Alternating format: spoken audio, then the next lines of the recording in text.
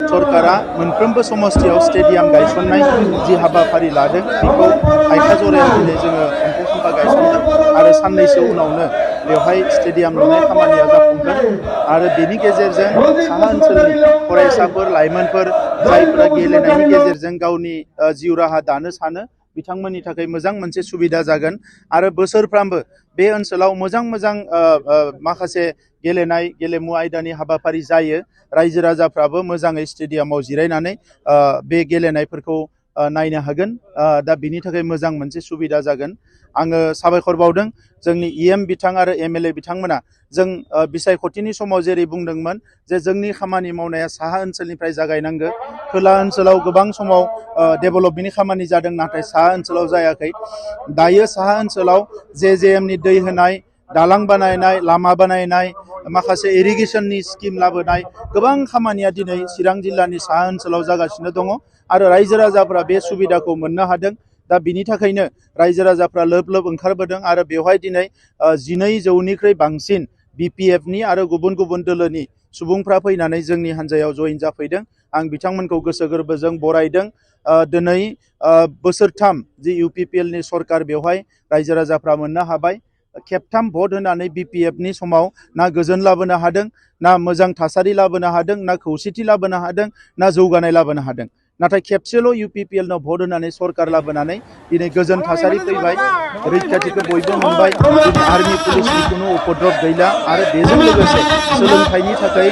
रांखान्थि जौगानायनि थाखाय मोजां मोनसे थासारि बयबो मोननो हादों दा बिनि थाखायनो इउपिपिएलआव बयबो लोब लोब फैदों आरो फैगौ लकसभा बिसायख'थियाव जोंनि बिजाथिया बयनिख्रुइ बांसिन भट मोननानै मोनसे जारिमिनारि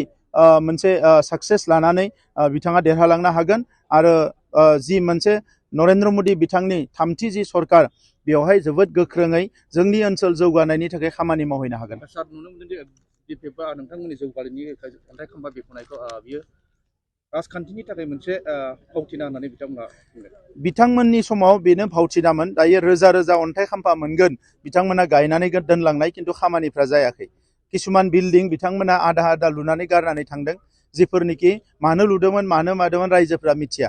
नाथाय जोंनि समाव जेखौ जोङो लुनो हागोन जाय सेंसन जाबाय बेखौसो जोङो अन्थाइ खाम्फा गायसनो दा नंखायनो बेवहाय राजखान्थिनि जेबो खोथा गैया जोंनि आइ आफाफोरखौ लानानै जोंनि बिदा फंबायफोरखौ लानानै जोंहा राजखान्थि खालामनांगौ जेबो गैया गोलाव सम सोमावसारनानै फैनाय जोंनि साफ्रोमबो दैदेनगिरिफ्रा जोंनि आइ आफा रायजो राजाखौ हारिखौ सिबिनो फैदों आरो बिथांमोननि बायदि थगायनानै खुन्दुं कम्बलजों रायजो राजाफोरखौ जोङो आन्दायहोनो फैयाखै रायजो राजाफोरखौ जौगाहोनायानो इउपिपिएलनि थांखि दा बिनि थाखायनो बर'जों लोगोसे गुबुन हारिनि रायजो राजाफ्राबो दिनै बिपिएफखौ नागारनानै रोजा रोजा रायजो राजाफ्रा दिनै इउपिपिएलआव जइन जाफैदों दा बिथांमोनखौ जों बरायदों आरो फैबाय थानाय समाव दा जि स्पिडआव खामानि मावदों बिनिख्रुइ डाबल ट्रिपल स्पिडआव खामानि मावनानै बिटिआर ओनसोलखौबो भारतनि बबेबा मोनसे जौगानाय ओनसोलजों समान समान आगान होनो थाखाय जों खामानि मावलांगोन एमपि बिसायख'थिनि फिथाइयाथ' दानो क्लियारखा बेसेबा बुरजा भटआव देरहागोन कारन आगोलाव जेब्ला सरकार दङमोन अब्लाबो बिपिएफनि केन्डिडेटआ भट मोनाखै आरो दाथ' बिथांमोननि ना सरकार दङ ना मा दङ अबस्थाया बिराद गाज्रि बिथांमोना ओंखायनो जों थाबैनो फोसावगोन